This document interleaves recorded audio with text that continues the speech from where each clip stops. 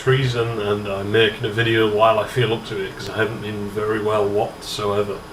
I'm probably not going to bother going into detail on that. So what we're going to do is we're going to look at another one of my systems because I'm not really up to doing anything else. This is my Packard Bell Pulsar 16 system. It's a rather unremarkable machine which has a Packard Bell logo on and has been changed slightly from its original configuration, and interestingly had infrared, but I haven't got those parts in right now. We shall have a look at the internal hardware, but I feel we're going to be focusing mainly on one piece of hardware in it because everything else is boring. Inside the system, like I said, it is rather boring. The hard drive used to be here, but I lost that piece of metal. The whole system cost me about 20 quid when I got it. There's my 4 gig hard drive. The CD drive, it only takes Lighton's old drive, which is a problem when they break down. Floppy drive, which you have to remove the panel off the front so dust gets in.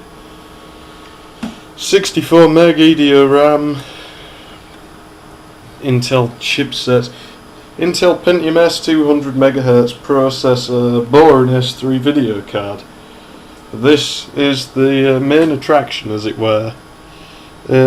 Classic Gravis Ultrasound, which was not originally in there. It had a C-Media CMI 8738, which sucked. Well, it's a good card for 5 quid, but it's not as good as a Gravis, obviously. Especially for playing old games. Although it does support DOS, the 8738. But we're focusing on the Gravis today. The Gravis. Now look at the size of that thing. That's like the old full-size cards. It's even quite big for its time, really. I had a tape measure around here just seconds ago, and I want to measure the length of this just to find out as to how long it actually is. So that is 1 inch, because I don't know how well it'll show up on there. I lowered the resolution I'm filming at because YouTube won't run them out in HD, and it doesn't do that with my videos for some reason because they're useless. So that card's 11 inches, and I think just over 13 inches was the full length where it went into the front. I'll explain more about that in a bit. So I'm going to compare it to some other cards now. Now this one's hard to make out, but there's a Roland sound canvas, the SCC1, which I probably came out later than the Gravis, but not by a lot, because I think the Gravis was the first card to use wavetable synthesis, just like the FM synthesizer used to get music on the Creative and stuff, whereas the Roland's wavetable as well. FM synthesis is like the sound's made out of numbers basically, whereas, well, it's digital, so it's always made out of numbers technically, but it's made out of manipulating a waveform.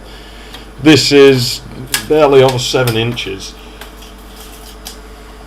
But wavetables like lots of little recordings of instruments, and it plays them back for each note. And that's what I mean by full size or full length, is that the card would go into a slot there on the plastic in the front. All computers used to have these, and it was a great idea because it stopped the cards bending. And with the size of graphics cards today, I think this is something they should really think about bringing back. And the old Sound Blaster 16, which is a classic card as well. This is one of the really old kinds, which has something that I wish they'd kept. It has a volume control on the back. Why the hell they got rid of that, I'll never know, because it was a very good idea. Especially like when all they had was headphones or something. And this card measures in, obviously shorter than the Gravis. I'm not sure how old this is in the range of Sound Blaster 16, it's one of the older ones. Model CT1740 has a CD controller on, which wasn't uncommon at the time, and barely makes it beyond 8 inches. So you get the idea the Gus is a big card. The computer also has nothing particularly remarkable when you start it up. I've started it in safe mode, command prompt mode. Why? Because I'm going to run PC check, which may be harder than it sounds because the only keyboard I can get is one that doesn't work properly. Actually, I have a whole lot of files from when this was the only one I had around where everything is spelled wrong. And as you can see, Pentium, 200 megahertz, AMI BIOS from 1997. We have a co-processor this time, we have PCI this time, 64 megs of RAM, weird cache, DOS 7.1 because we're running Windows 98, or Windows Memphis, which is Windows 98 anyway. One or the other. Nothing particularly remarkable there. Tests run a lot faster on this machine than they did on the IBM, which makes sense because it's a much faster machine. According to the co-processor test, we don't have the Pentium floating point division problem. As you can see, it has passed that. And the only other thing I think is worth testing is those tests we did on the IBM, which was slow.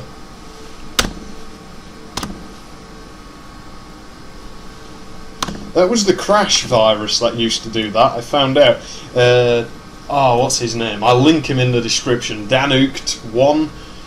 He's a virus guy. He does videos on viruses. He did a video that has that virus in, so I linked to that. Because it does that funny text pattern. But look how fast that was compared to the IBM. So that gives you an idea. And I want to take the... well, I can't take it out, but I want to get rid of the S3 card that's in here because it's rubbish. I want to put maybe an old GeForce or a 3DFX card in that has TV out, so I can use this for some of my DOS game videos, opposed to the DOSinator, which I was going to retire but can't. The old Pentium 2, which some of you may remember if you followed my channel for a long time. It was the computer in that first video that I overclocked to death, because it still works. As I said, one of the best things that we're going to focus on here is the Gravis Ultrasound, though, opposed to anything else. It comes with some really neat software. One thing is that it's pretty much at a hardware level capable of playing mod files. It has a lot of great support for that. The card was very popular on the demo scene because it cost less than professional cards, but it had near CD audio quality. And mod files are like what you got on the Amiga. They're like poor man's CD audio. It's different pieces of a music track and it's mixed together.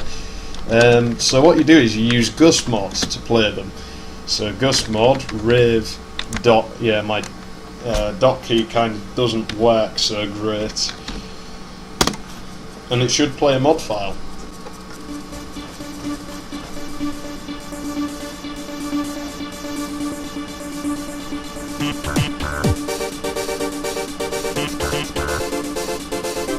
As you can see, it's a really cool mods tracker that it's got going on here.